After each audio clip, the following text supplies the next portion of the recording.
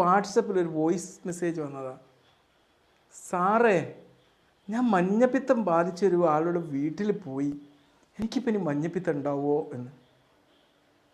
പിന്നെ ഞാൻ കാര്യങ്ങളൊക്കെ പറഞ്ഞ് മനസ്സിലാക്കി കൊടുത്തു. അപ്പോൾ അദ്ദേഹം എന്നോട് പറഞ്ഞു, നിങ്ങൾ ഈ വിഷയത്തിൽ ഒരു വീഡിയോ ഉണ്ടാക്കണം കേട്ടോ, ഒരുപാട് പേർക്ക് ഉപകരിക്കും. തീർച്ചയായും മഞ്ഞപ്പിത്തം ബാധിച്ച ഒരു രോഗിൻ്റെ വീട്ടിലേക്ക് നമ്മൾ പോയാൽ പകരുന്ന ഒരു രോഗമല്ല ഈ മഞ്ഞപ്പിത്തം. നമുക്കറിയാം, രോഗങ്ങൾ പകരുന്നതിന് പല മാനദണ്ഡങ്ങളുണ്ട്. ചിലത് വായുവിലൂടെ പകരുന്ന രോഗങ്ങളുണ്ട്. ഇപ്പോൾ ചിക്കൻ പോക്സ്, മീസിൽസ് പോലത്തെ അസുഖങ്ങളൊക്കെ നമ്മൾ ഇത് ബാധിച്ചൊരു വ്യക്തിയുടെ അടുത്ത് പോയി നിന്നാൽ പോലും പകരാൻ സാധ്യതയുണ്ട്.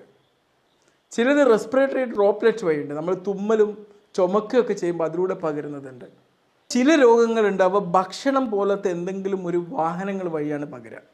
വെള്ളം, അല്ലേ, ഡയേറിയ, ടൈഫോയിഡ് ഫീവർ, മഞ്ഞപ്പിത്തം ചിലത്.